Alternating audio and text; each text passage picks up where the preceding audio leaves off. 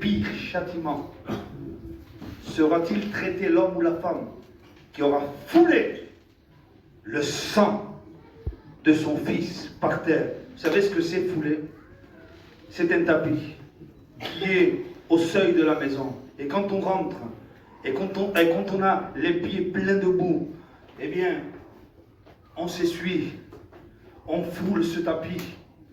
Oui, mes amis, le sang de Jésus, s'il est traité de la sorte, si tu continues ta vie de révolte, si tu continues ta vie de péché, si tu continues ta vie d'insoumission, et que tu ne fais pas comme la sœur a dit, je te donne ma vie, Seigneur, je ne veux plus vivre contre toi, je veux marcher avec toi, je veux me soumettre à toi, je veux que tu rentres dans ma vie, je ne veux plus être maître de moi-même, mais je veux que tu sois mon maître, je ne veux plus être Dieu pour moi-même, je veux que tu sois mon Dieu, je ne veux plus être roi, mais sois mon roi. Quel pire châtiment sera-t-il traité? Pour certaines personnes, le sang de Jésus aura été foulé. Et pour d'autres personnes, ils l'auront reçu dans leur cœur.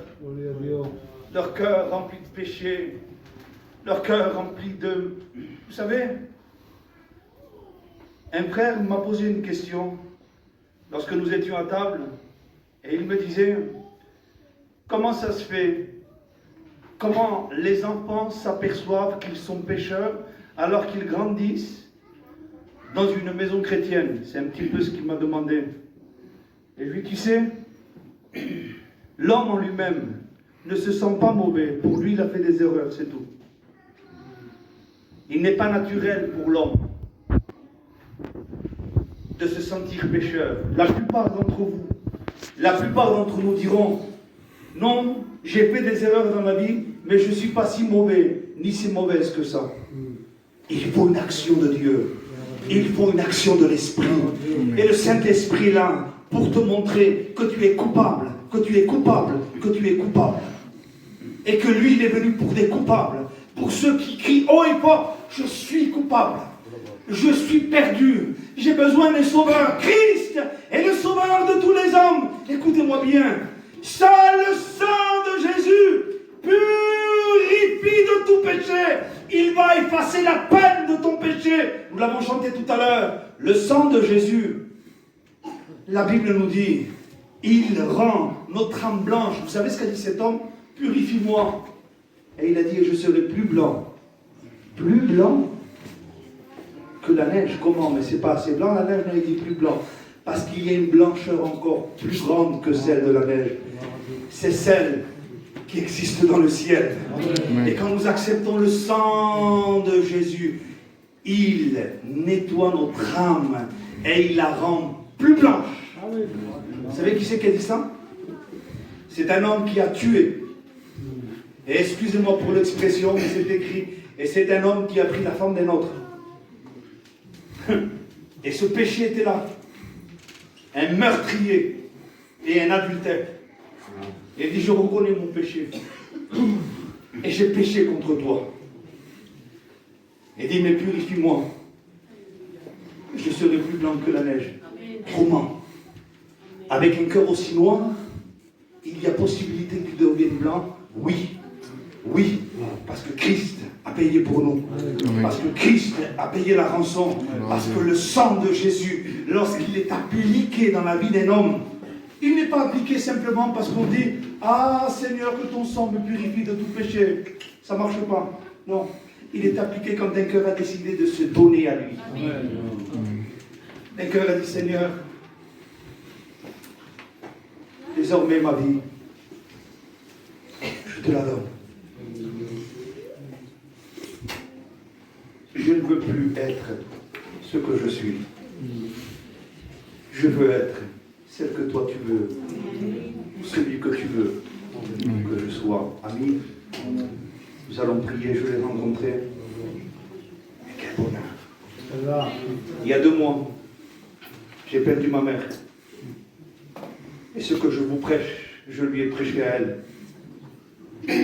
Je lui ai dit, maman, Jésus, Dieu est saint.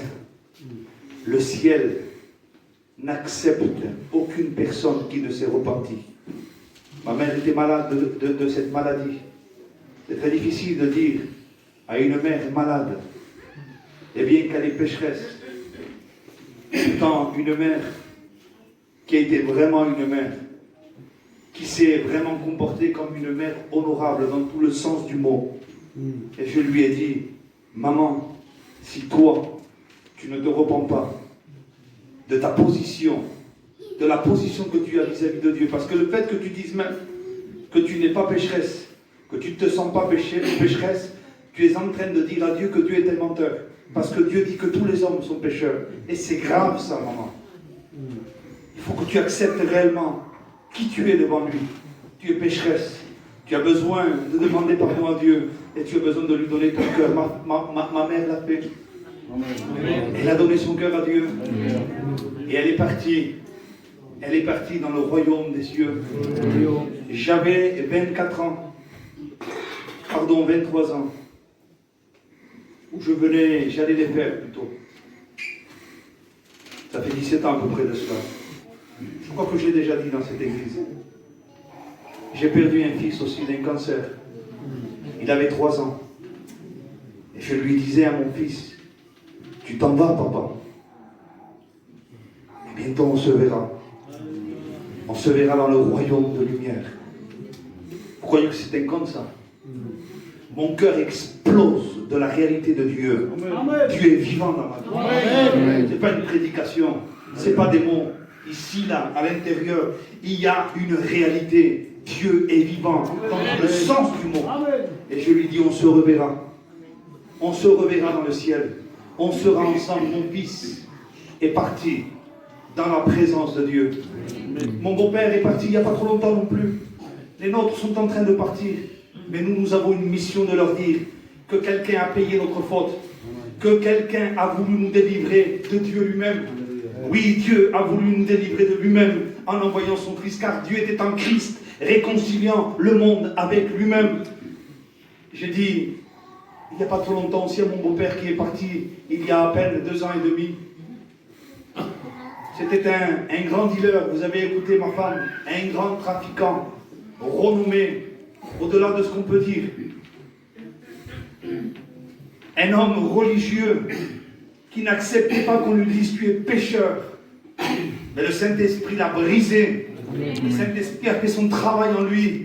Et il a vu la misère de son péché. Ses yeux se sont ouverts et ils ont dit oui, je suis pécheur et j'ai besoin du pardon de Dieu. Il a fait la paix avec Dieu. Et il n'y a pas longtemps, il est parti aussi dans le royaume des cieux. Il n'y a pas trop longtemps aussi, vous allez me dire, mais c'est une réalité. J'essaye de toucher au plus profond la réalité de la vie, car nous croyons que nous allons toujours vivre, mais c'est faux. Le lendemain même ne nous appartient pas. Fais la paix avec Dieu. Ma belle-sœur, elle avait 38 ans, et il y a à peu près aussi 3 ans, 38 ans, avec des enfants, horriblement enténébrés. C'était énormément difficile de lui communiquer la parole de Dieu. Quand on parlait avec elle, on sentait des ténèbres, un mur, comme s'ils étaient gardés par des puissances de ténèbres. Oui, parce que certaines personnes sont gardées dans l'aveuglement.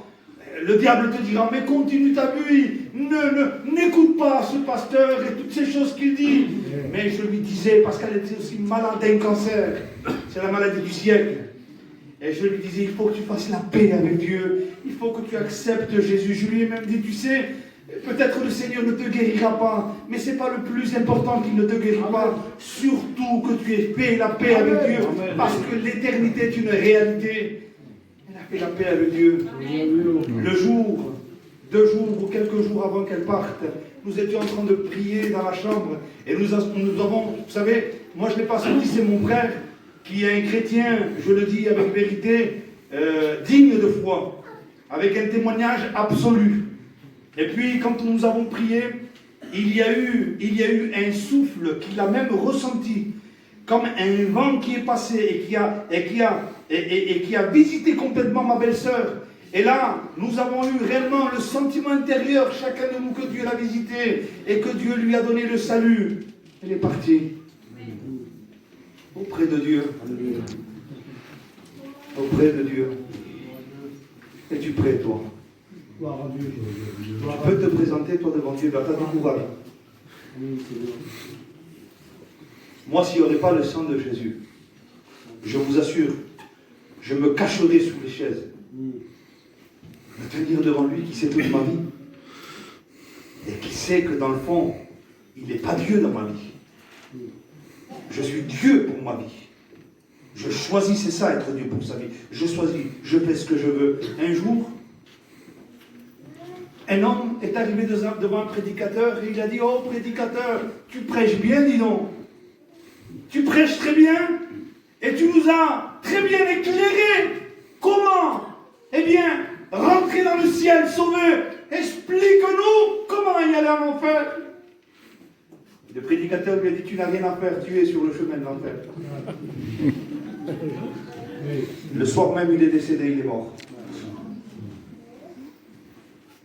Le soir même, il est décédé. Et il est mort. Je ne cherche à faire peur à personne. On enlève trop cette réalité que la mort est le rendez-vous de tous les vivants. Je ne croyais pas que moi je pouvais perdre un fils. Encore moins serviteur de Dieu. Et pourtant, c'est une évidence. Ma mère, je croyais que j'allais la garder jusqu'à 80 ans.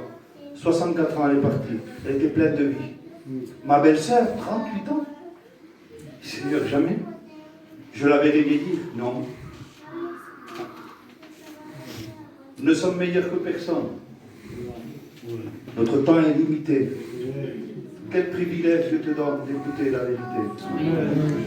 Ami, ce soir, je t'en supplie.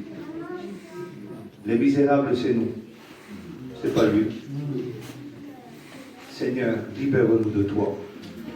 Le moyen est donné. C'est son Fils.